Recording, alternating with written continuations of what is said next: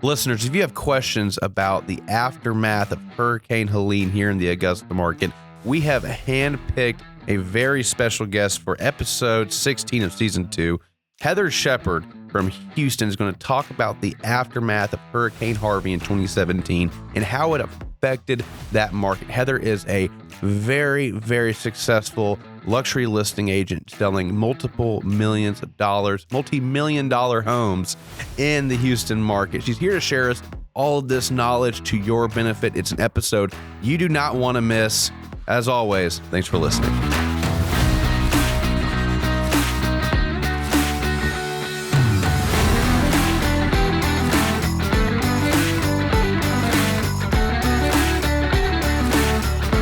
Y'all, welcome. Heather, welcome. Thank you so much. From Houston. We flew you out here from Houston, Texas. I'm so excited to be here. Thank you for having me. So a little bit about you, a little bit of validation for the listeners here. Yes. We'll talk about why you're sitting in the seat you are. You were in the studio here in Augusta, Georgia. You flew all the way out here. We had dinner last night at Manuel's. You stayed at the Crown Plaza. It was a great time. Definitely. So tell everyone, who is Heather Shepherd?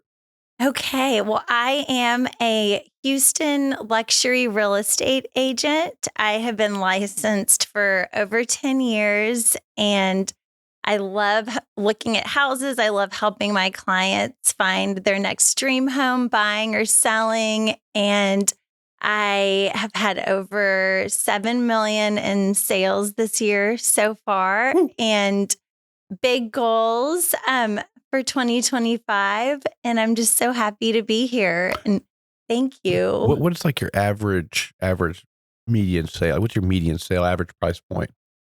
Do you even know? Over 1 million. Oh, gosh. Yes. So the luxury real estate is what I focus on. We have to do about 5 of those to get the 1 million typically on a good on a somewhat good day. Well, Houston is also a really big city. Yes. And so there are a lot of expensive houses in different areas. And so I really like to focus on, my clients with those houses. But I also will do some, rentals here and there and different things like that. We were talking about the $8,000 a month rental. Yes. Yeah, so actually, I'm curious a little bit. I didn't ask you this last night. We were so all over the place. Mm-hmm. What is like so you bring up a tenant for $8,000 a month a property. Yes. That was a great story. I know. We'll tell it off camera. But what does like the compensation look like for that? Half of a month's rent. Half a month's rent. Okay. Mm-hmm. Yes. Not So bad. it's good. Yeah. It's like quick money. Okay. Mm-hmm. I like it. So yes. And that's a huge rental. I mean, Yes. lease agreement. I mean, that's much larger than a lot of commercial here too. And there are some 8,000. There's 30,000 a month. Right. Shopping spaces, but yeah. Wow. Okay. So yeah, usually clients like that of mine, they have houses in other parts of the country, like Aspen, Austin, different. And so they just want like a little like place to have in Houston for business, or if they have family there. So it's not like their main home. Okay. So. And so you got 3 kids. Yes, I do. 2 boys and a girl. The girl's 14, 12, and 10. 12 and 10. Yes. Right. 2, 2, 2. 2, 2, 2. What are their sports? Are they playing sports? Are they in instruments? Yes, sports. We're big into sports. Basketball. Okay. Is all 3 of them play basketball. My really? boys play AAU basketball. So every weekend we have like tournaments, and I love watching them. They used to play baseball too, and my daughter played volleyball, but now they really just are doing a lot of basketball. Do you think the boys got into basketball because their big sister was into basketball? No, she actually got into it after them. Okay. She was kind of trying out a lot of different sports. She ran track and volleyball and did some swimming. And so I imagine you have you're a suburban mom. You have the suburban, the big, the XLT, the Denali, one of those. Right. I've had a few of those. I need it with all my kids and all their sports stuff. I love it. But it's so much fun. Like you'll be there soon before you know it with your little son. I told my wife, I want I don't want Okay, I do kind of like with like a CT, like Cadillac V, like the Escalade V. Oh, yes. You know, that would be cool. You know, Uh-huh. but I said we're going to be the parents that drive everyone's kids around. Like, So don't think I'm not fun. thinking about business with the sports. You know, Oh, yes. and but my dream big family car is actually like a 1999 Suburban diesel. They make them. Oh, they do. They had these big burgundy seats in the back and these big quilted like stitched leather, and they're like super Nice. gaudy. I mean, like everything is burgundy. I mean, like every piece of trim and the inside is burgundy on these things, but they are awesome and they're bulletproof. Oh. Yeah, you can't break them. It's crazy. Might need that in Houston in some Right. areas. Seriously. Have you ever worn a bulletproof vest to go to a showing? No, but I've been through metal detectors to go to some basketball games and different We had in some areas. we had when I first started a team up, this was like 2 years ago with like my first iteration of it that just ultimately didn't work out. It was like this agent, she was brand new and it was her first showing ever. And I was like, oh, you're going to love it here. It's so great. Like, we got to lead in. Like, this is exciting. You know, we're going to go show this person a house. Right. We're on the front porch, just all three of us. And he had like a little pocket revolver and it just fell down. I don't know if like fell through a hole in his pocket, but it just falls down his pant leg, clunks onto the front porch, and it just spins. And the barrel is pointing like right at her feet. Oh, Very no. first. Welcome to real estate. Welcome to.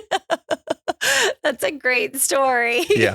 That's a shortened version of it. There's a lot that went into it, but anyways, so were you always in the luxury market? Did you really attack it from the beginning, or like what was that what's been your journey like the last 10 years?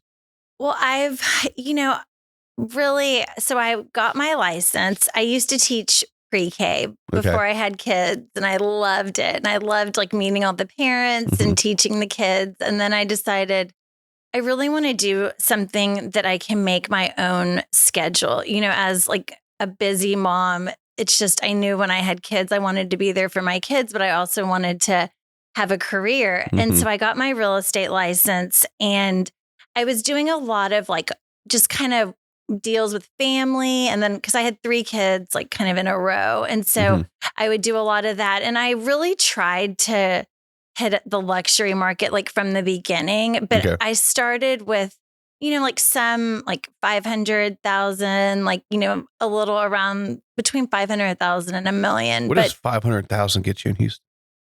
It depends on the area. Okay. It can either get you, if you're outside of the city, like outside the loop, outside of the city, because Houston, you have Houston, then you have Kingwood, you have Sugarland, you have the Woodlands, like they're all considered Houston. I mean, the Woodlands is a nice area. There's some very nice areas out there, but you can get a lot more for your money when you go out to those places versus like in the loop in Houston. Okay. So it really just depends on what part of Houston. Okay. So in some of the nicer areas, you can't even get a lot for 500,000. Wow. They're like starting at $1 million at least for just the land without the house. I know. And then builders will buy it, tear down the house, build a new house and sell it for over $2 million. Wow. So they're just big brick split level homes that are from the 70s. And they're just like, nope, bulldoze, big house. Yes. Wow. Okay. Exactly. Gabe's not here. He had one of those happen to him in Atlanta with his, they developer came and they put up for like 700 something. It's already torn down. Yeah. Not down here in Augusta though. No. It's different. It is. But you really attacked the luxury market from the beginning. Okay. And so 10 years later, where do you stand? Like what do you think really worked well for you? Networking. I'm from Houston. And so I really focus on, relationships. Cause like real estate is all about like building your relationships with people. And just, it's more than the transaction. Like I always, if I wasn't friends with a client before we started working together, like we always end up being friends, like by the end of it. Cause it's such an emotional time, like whether you're buying a new house or selling your home, and, clients of mine whose kids have gone to college and they want a fresh start, but it's also so bittersweet. They're like, oh, this is the house I've raised my children in. And just being able to be there for them. And I think as a parent too, I can relate to my clients. Well, as a parent now, like on a different level, like where you're like, oh, I can see why, this is so hard for you, or this is so exciting. Like you have another baby and you want to find a bigger house. And so I think it's really those relationships that have like really helped me grow my business. And I also really love what I do, which I think is important because it helps me be the best real estate agent I can be because I love it. Yeah. And then another thing that's helped me the past 2 years, I told you a little bit about this, is Instagram. Right. I've really grown my following, and I've gotten new clients from Instagram. And a lot of it is just, I try to be as informative as possible, like give out like free advice and tips and different things like for home buyers or home sellers, or, things you might want to do now to sell your home this summer, little things like that. And then people are like, oh, she knows what she's doing. She's like the authority, and then they come to me and they want me to help them. And it wasn't, you were not a big Instagram person before.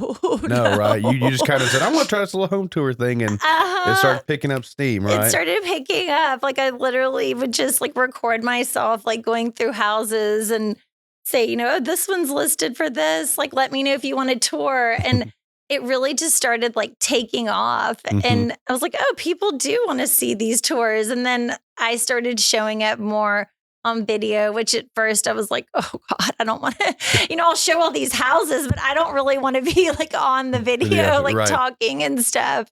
But now I'm like, because people like, they want to see you, they want to know you, they want to know about you. And I've really, so I had an Instagram that had like 300 followers. And I thought, okay, I don't want to start a new one for my business. Like I would rather just, because there's so many different opinions about should you have one for your family and, personal, and then one for your business. And I thought, this is who I am. Like I want people to see like me, my kids, like my volunteer work, like, what I love to do and like who I am as a person, and not just like my personal life and then my real estate, like, because they really do coincide like so much. And I mean, it has been such a huge success having them be on the same Instagram, like having one Instagram. Yeah. That makes sense. So you're focused on one. I don't have two because you're splitting everything up, and it's you got to re-log into one, log out, all the switch over, passwords and all that. They got like double verification, triple verification. Yes. It has to check in with your aunt if you're an actual person. Right. I mean, it's crazy. No, I know. Right, we had Bailey. She's another person on our team, and she and I were trying to figure out how to get her to log into my Google Calendar. I'm trying to transition to a Google Calendar. Shout out Betsy Davis. If she's listening.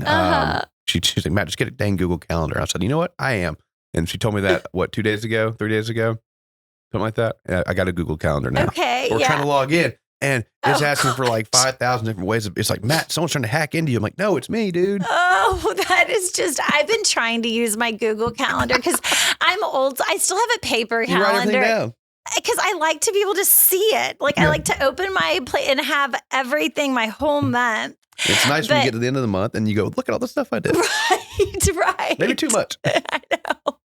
But everything is transitioning to online and like calendar invites and all of that. And so I'm trying my best to do that too. Exactly. And so what's your support system look like? I mean, in terms of like your systems, like, do you have, I'm sure you have an admin at this point. Okay. So like, what's your, all of that, and my broker and. And then when I called the Heather Shepherd, the Heather Shepherd, What am I getting to? So do you have an assistant, an admin? Do you have like any other people that are working with you Yes. directly? Both of my brokers are so wonderful, Okay. and I work very closely with them. Okay. And we, any deal I have, I always like to get their opinion, on Mm-hmm. listing price or offer price, like different terms. Mm-hmm. And so I have a really great team that we work closely together. Okay. And definitely. Is your broker like a boutique kind of brokerage? It is. Okay. Okay. It is. Yes. How many agents are in this brokerage? About 25. 25. Okay. Very boutique. Yeah. Yes. Okay. But I love it because it's local. It's, in Houston, we have an office. Like I go into my office, people are there, coworkers, my brokers, and it's just a really nice, like kind of tight knit, like, and a lot of really good support. Okay. I love it. So, Okay. it's nice. I'm really happy there. I love it. Definitely. And tell me this. So it's kind of going back to the social media stuff. Do you do everything? Like, were you like in the bed, like editing the videos and stuff, or do you have help with all like the content creation? How was that side look like for you? Okay. So I do a lot of it just from my iPhone. I have an assistant who she'll come with me and she'll film different things. I also have a videographer and a photographer, like for listings. Like they'll take the listing photos for MLS. And so I do have a lot of support, but I'm the one that is posting like on my Instagram and like writing the captions and all of that. And I've started using ChatGPT a little bit for like inspiration. I don't like to copy and paste because I like for everything to be more personal and like original. But I've started, like I asked ChatGPT the other day, I was like, come up with 3 topics that luxury real estate buyers might want to learn about. And so it gave me some, and it's kind of a cool tool to experiment with. I don't know if have you tried it yet? So here's going to be something that may be really solid for you. So if you Google like best luxury realtor in Houston. Okay. And you can go down and it'll actually, if you scroll down enough, it'll show you like, well, other people have Googled this. And it'll be like 5 things they've Googled. Right. Wow. And you can copy and paste all of them in ChatGPT and say, hey, this is what people are Googling in my area to find the best luxury realtor. What are some good things I can do to try to pick up on those searches as well? Oh, how neat. Oh, I need to do that. Yeah, there's so many ways to do it. I know there's probably 1,000 more little Google hacks and stuff, but that's something I picked up on not too long ago. That Thank you. That's a powerful tool. And then if you want to try and like the personal touch, but try to get more assistance, more in-depth assistance. And we did it. We really focused on it for like a few days. And it's better now. Because it comes back so robotic, and you can kind of know. But what you can say is, "Hey, I want you to write like me and give and talk to me like I would talk." Can you ask me like questions? Like ask me enough questions to where you can then think you can rewrite a blog in my tone. And it'll start asking you questions. Oh my gosh! Okay, I need to try that. And then it becomes a little bit of a therapy session. You're like, oh wow, that was deep. That was deep. Like, what do you mean the trauma from my dog from passing away when I was 8 years old?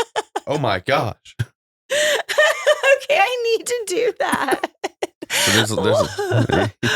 Okay, because I've heard people who will put in their goals and then they're like, come up with a daily plan for me to get to these goals. I haven't tried that yet, but that's a good idea. Yeah, I don't know how that works, but I've just started. That's actually not bad. Happy Grace, we got a new task. See, look at that. Look at us. We're just collaborating. I'm any tips I can get or anything like that. I'm always like open to them because, I want to grow my business and using AI, a lot of people are starting to, have good results with that. But it kind of freaks me out a little bit just because I don't know. It's a little weird. How crazy is? I know. Have you talked to it yet on the OpenAI app? No. There's if you go to you'll have it now, and you can select a voice assistant, and I'll be in the car and I'll go, hey, good morning. It's like, good morning, Matt. And it's like, I like the Australian guy, and funny. yeah, it just sounds so fun. I think the Australian accent's the funniest thing in the world. I love it. I love it so much. And he'll talk to you while you're in the car, and you can do all your chat GPTing in the car while just talking to him. You can interrupt him. You can. Okay, I need to do that. You can have a back and forth, like, you go, no, you go, no, you go, no, you go first. I mean, seriously, like it's an actual friend or something. It's getting really, really, really friend-like. Wow. Okay, that's something new I need to try. Yes. So interesting. Ooh. Well, let's get into a little bit of a more serious, like everything's here is serious, but like a real down to earth topic. Talked about this at dinner last night. Okay. And one of the main things I'm super pumped about you being here is your knowledge in the Houston market. And Houston had Harvey. Yes. JJ Watt, man of the year, came in and raised $750,000 or maybe $750 million. I can't remember. And the whole thing, and everybody was just like Harvey was not expected, and Houston was not ready. And we went to bed Thursday night here. I had plans on Friday afternoon, Saturday morning. Like, we were like ready to watch football. We had all sorts of cool plans, blah, blah, blah. And then we wake up Friday morning, all my trees are down, and I have water dripping through the windowsills of my house. And my neighbor had a tree go through their ceiling. I mean the whole area. We had, it was like 33,000 miles or 3.3 million miles of cable that had to be replaced. We had 33,000 telephone poles that had to be replaced and that were damaged and had to be reset. It's like 13.2 cubic million acreage yards, whatever, tons of trees. We were not ready. So there's a lot of parallel between what happened here and what happened in Houston. Right. And one of the biggest questions is, how is this going to affect the real estate market? Because people are like, oh, tree damaged properties. Oh my gosh. There's lots in neighborhoods because homes are being totaled. So there's lots coming up that are coming up. We're working on some right now. And I'm being asked, what do I do? What do I price it? We don't have homes. Right. So tell me about, just give me a synopsis of 2017 to like 2020, 2019, before the COVID boom and all that. Yes. Like, what did you see in your market? What are some numbers? Just talk about all of it.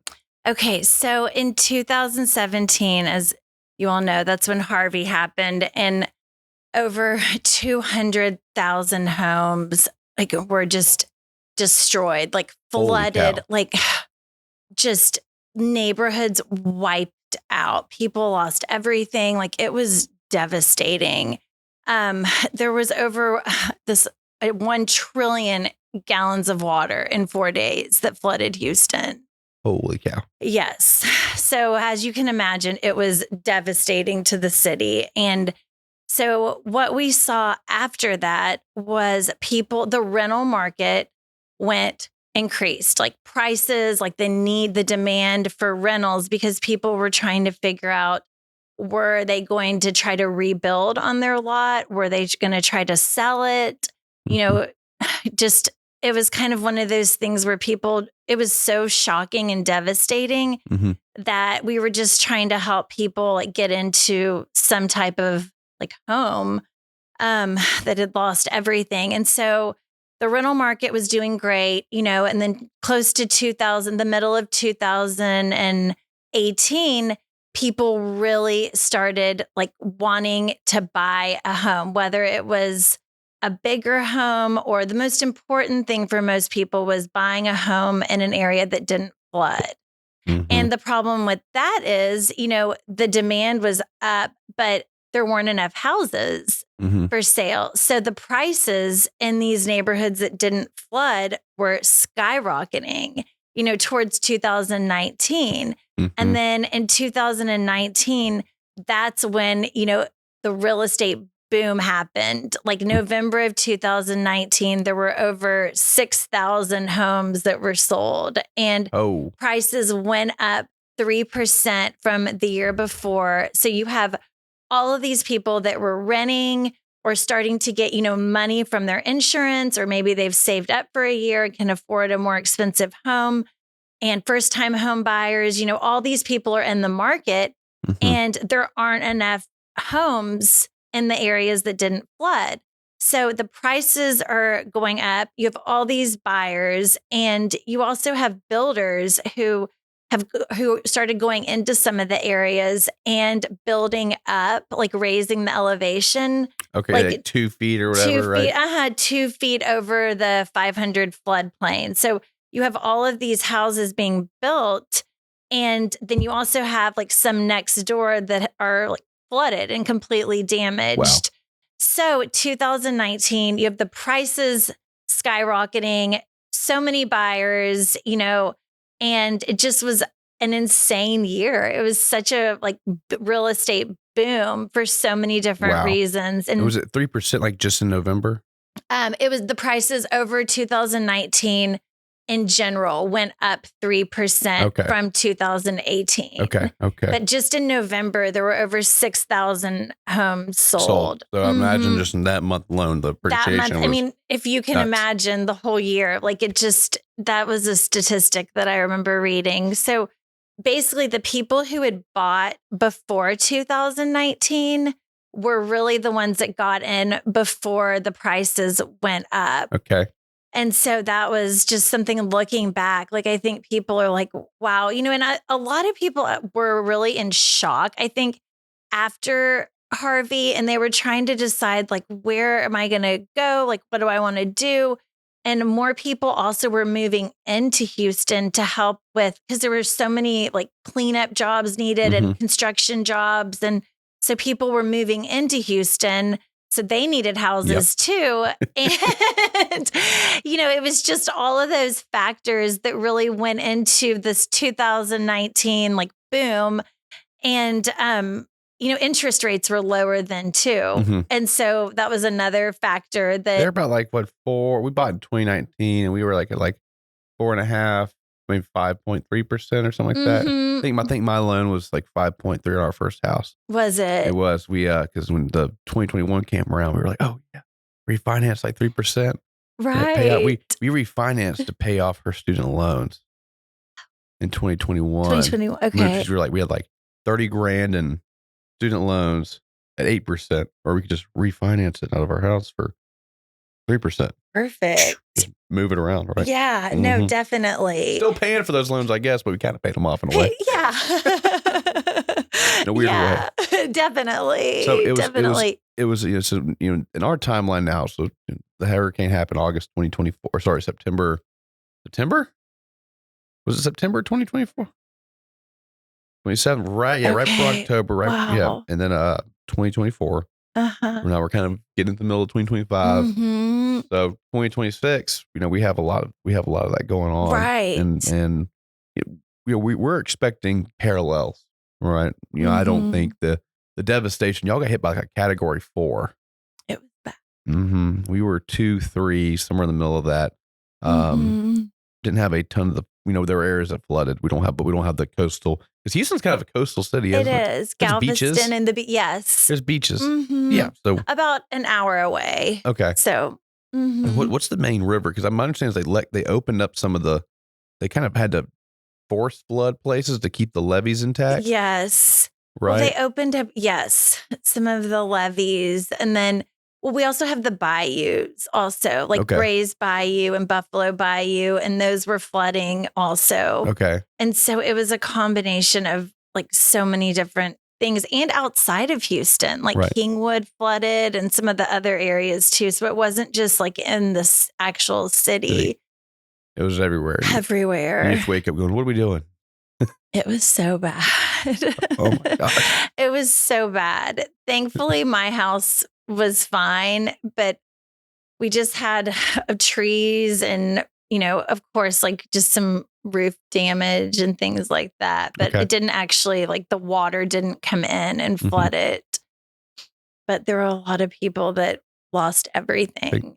Everything. Like everything. Yes. And now another thing that people are finding is even today, like flood insurance and just home insurance, the prices are so high that whenever I have clients who are, buying a new house, I always have them get we always look into like how much home insurance is, homeowners insurance. And now because of Harvey, some of the insurance companies, like your roof has to be a certain age for them to insure your house. You have to have trees trimmed. You have to, really? they really, when they come out to give you a quote, all of those factors go into your price for your insurance. And the insurance prices are so expensive. Some, first time home buyers can't afford to buy a house because they can't afford the insurance. Sure. So this is my, when I have a really good point to make, camera, I look right into it. Oh. So you're telling me when I tell you that your 3-tab composite shingle roof that's 12 years old is not going to be insurable, you may want to pay attention. Is that what I'm hearing, Heather? That is exactly right. Oh my gosh. Because that's what we're seeing right now. Really? And it's unfortunate. But the insurance companies, we have massive hail problems here. People treat insurance like a home warranty. And they're like, oh, hail damage. I'm never going to pay for a roof. I'll just wait for the hailstorm. And these insurance companies, they have if we want to demonize the insurance in the industry, like, oh, how dare they make money? It's a private business. Do I think it could be done better? Maybe. Yes. But it is what it is, and we depend on it, and they've got to do this for a living. Right. They're not idiots. They're going to change the way they do things because we're in an area that has had these things happen. We are a risk factor. Houston is a risk factor. And they've got to account for this. Yes. So, I'm sure by now it's sort of the norm in Houston dealing with these things. It is. But that transition, I'm sure, was a little shocking for a lot of people. And you've got some good stories. It definitely was very shocking. And, now in some of the areas, some of them have been rebuilt. You have homes that are raised up and you go up steps, to get to the porch, and they're on pier and beam now. So you don't have, the slab. And then, they got rid of the slab construction. A lot of it, yes. Really? Okay. Because in these areas with the flooding, the pier and beam does better, raised up like that. And some areas though, like I was telling you, they still haven't recovered. You still drive through and there are houses that are deserted from the flooding. Wow. And years later, because some of the areas, people don't have the money to, they're not a desirable area. It wasn't insured. The house was owned by a generational family, and exactly. I don't want to pay for insurance on it. Right. And boom, this happens, and you can't do anything with the house now. Right. Right. So that's really sad to see. But, in the areas that didn't flood, those prices are still going up. I'm surprised that at this point now, I mean, we're almost on a 30 year for an age loop, but we're getting on 7 years removed from the hurricane, and 8 years now, and there's houses that are just sitting there vacant. I mean, with the wholesaling going on and the investors and the cash buyers, we buy ugly homes. We work with a few different investors here. I'm surprised that they just haven't all been swallowed up at this point. I guess there's so many. Houston's a massive city. Houston's huge, and you just got to wait for people to be. Some people just need to still be willing to sell a piece of real estate for what makes sense to them. Right. And it'll all happen.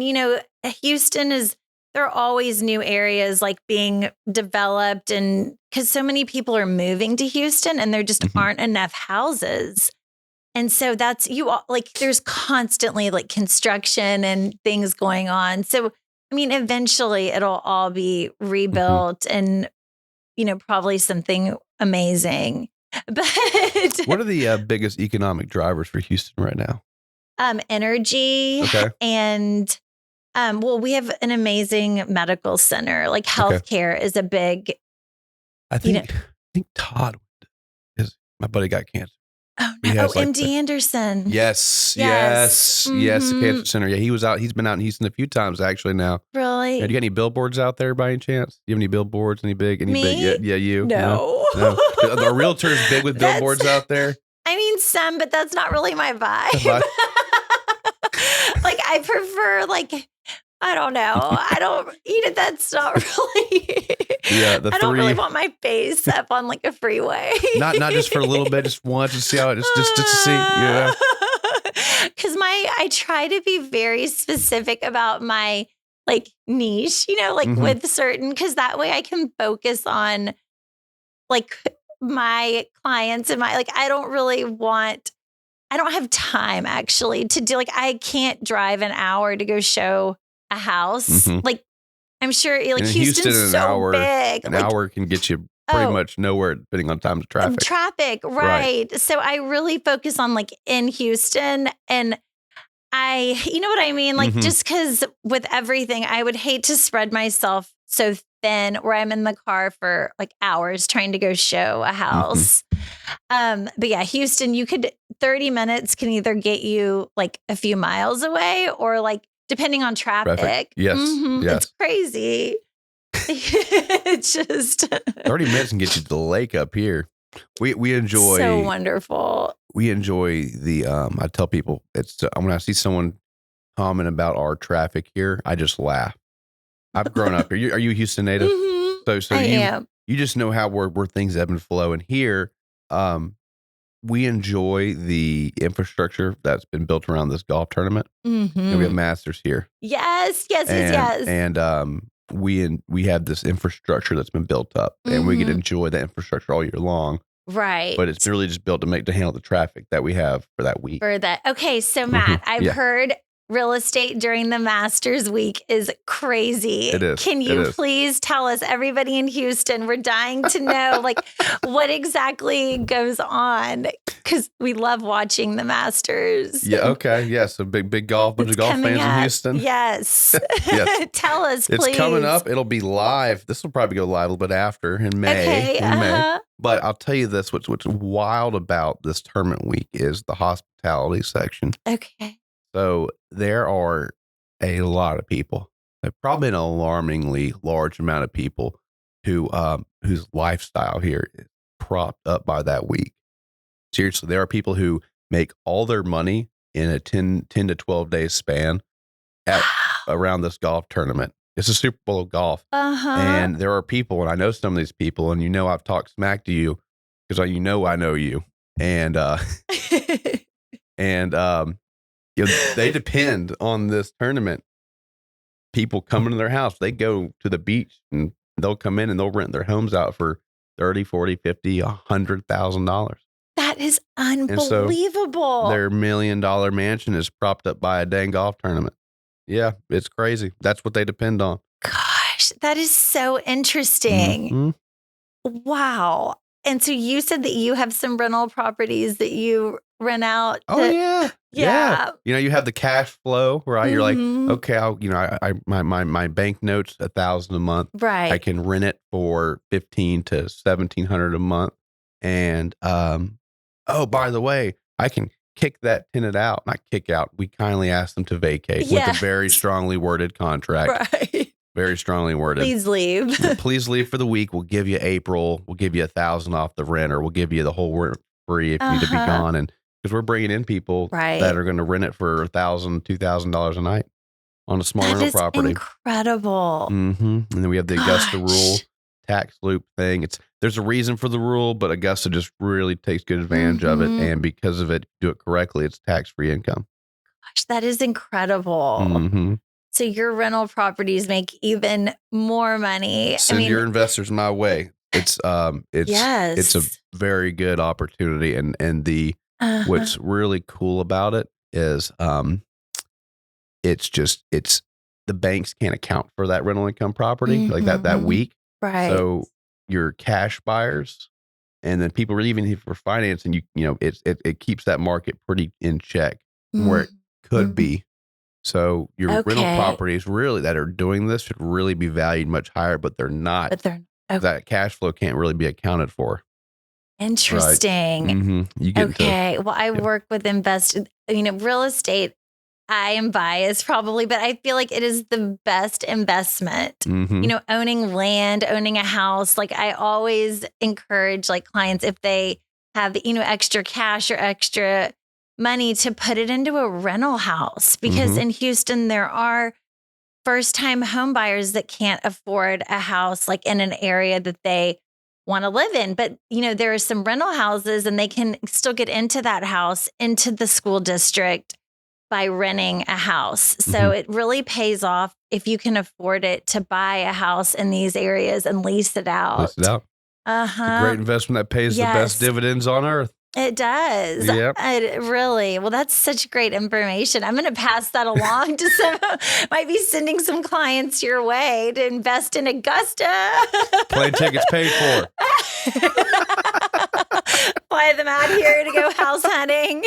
We'll do it all day. We'll do it all day. Good. So Heather, what is next? What are some goals for you this year? What's next? Like, where do you want to go? Where do you want to be? So I really am just trying to grow my business. My goal originally was like 15 million in sales this year. So I'm still like aiming for that. You're way beyond so that. I'm on track for that. I want to keep growing, like helping more people and just getting new clients and connecting with off market, like meeting new homeowners and just expanding my network really. Okay. I love to volunteer, like, and just meeting new people. And I've been in charge of the spirit store for my neighborhood Little League. Spirit store. My boys' what baseball. What is this? Tell me this. So it's like baseball, like swag, like, like t-shirts, sweatshirts, hats, it's a big fundraiser. And all the money goes to the Little League and it's in the neighborhood where I live. And so it's super fun. And 2 years ago, we did a whole like rebrand and like kind of lots of new swag. And I've met new friends and new clients through my volunteering and just being involved in the community. I mean, you're very involved here. Maybe too involved. Yeah. Well, you love it. I mean, you can tell you're passionate about Augusta. And that's how I feel about Houston. I mean, I grew up there. My family's there and I love it. I'm always like, going and seeing new restaurants and new stores and different things like that. The whole shebang. The whole shebang. So I love it. Oh, and I started a YouTube channel. How's that going? Well, I only have one episode. We're recording another episode this Friday, but I'm hoping that will help reach people like moving to Houston. And just a different crowd than maybe my Instagram. What's the YouTube channel name? HS Homes Houston. HS Homes Houston. And I love it. I'm going to showcase like luxury properties, do neighborhood highlights. And so that's a big goal of mine to grow that this next year. A new exciting project. That's the big thing we're focusing on for 2025. We're getting the YouTube page popping. I'm talking you.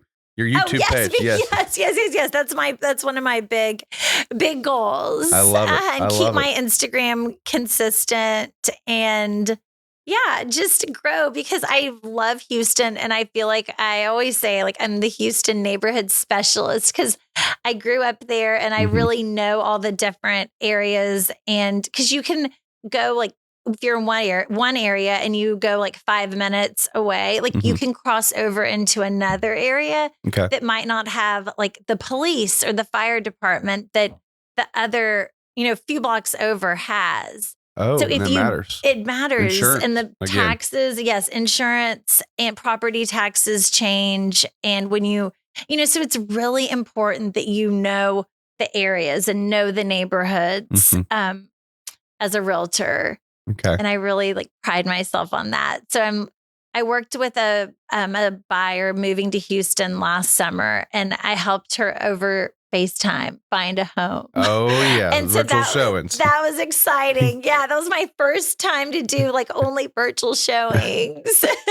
Like, which is we're buying a $3 million house through a video feed. Wow. And they're so happy. So it worked out, but it made me kind of nervous. I was like, are you sure?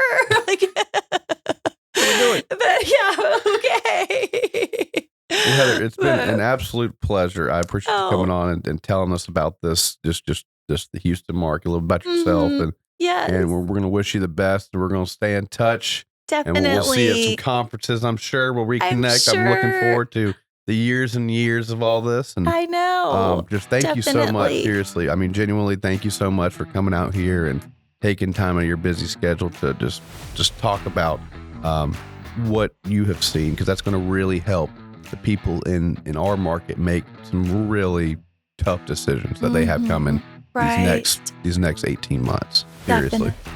So, seriously, from the bottom of my heart, thank you very much. I really appreciate it. Well, thank you so much for having me. I'm so honored to be here. Thank you.